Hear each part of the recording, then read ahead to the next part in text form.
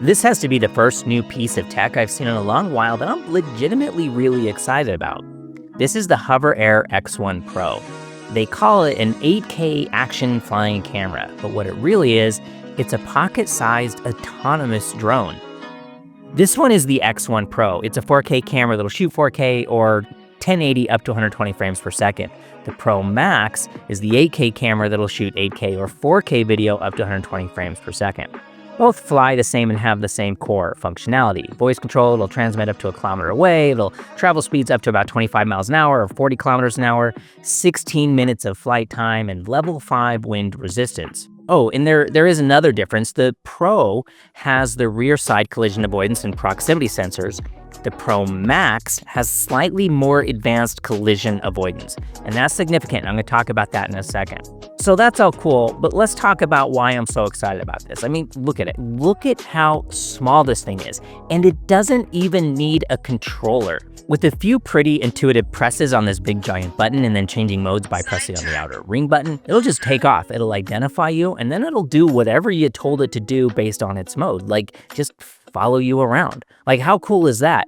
And when you're done, get this, you hold out your hand and it'll come and land in your hand like a freaking Disney princess. I mean, I love that. Now, it has a bunch of different following modes from the front, from the side, it'll orbit, bird's eye, where it looks straight down at you, all without the need to use an app or a controller. Just get the shot and move on.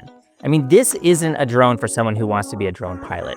This is a drone for someone who wants a cameraman to follow you around. And because it's so small, I just fold it in half, put it in my pocket, and move on to the next cool thing I want to get a shot of. I mean, think of all the applications. You're going on vacation, you want some sick shots of the amazing new place you're visiting, but you don't want getting the shot to distract from the moment. Or you're riding your mountain bike someplace cool for the first time, but you don't want to pack a ton of camera gear with you. So let's talk about how this actually works in the real world. In full disclosure, Hover sent this to me to review, but they didn't tell me what I could and couldn't say. And I've spent a lot of time testing this, more time than I think Hover would have liked, because the price is just high enough that this isn't something to splurge on. Pricing starts around $500 and climbs up towards $1,000 based on the packages you opt for. Now, first, unequivocally, I love this thing. I find myself taking it almost everywhere because of how easy it is to operate. The app is really intuitive with super straightforward instructions that are so good. I'm not going to go into much detail summarizing all that. I mean, trust me, it is crazy easy to operate. But I have to confess, it's not perfect. It does have a few flaws. First, my big regret is getting the Pro. I should have gone with the Pro Max. Now, this may be a use case thing, but the Pro uses a significantly smaller, less advanced sensor. The Pro Max has the bigger sensor that's known to produce significantly better image quality. Now, if you're only planning on doing TikTok or Instagram Reels or whatever, the smaller sensor is perfectly adequate because those platforms severely downgrade your video when you post it. But for anyone else, the price difference to get the better sensor is well worth the upgrade. The other thing is the Pro uses less sophisticated obstacle avoidance. And boy, that's where I unfortunately put this thing through its paces. It really should only be flown in pretty wide open spaces. Otherwise, it'll center punch a tree. Flying sideways, there's no avoidance. It'll find a way to run into most anything. And that brings us back to the obstacle avoidance. It's only on the back, so when it's leading you. If you get one of these, keep that in mind and fly it where you will have the most success. This thing has been crashed a bunch as I tested it, and it's really held up. Not that I would say to throw caution to the wind. You really want to fly this thing in open spaces, not in the trees. But should it hit something, I mean, mine looks and works fine. If you're worried, they have started offering Hover Care insurance in the US and the UK.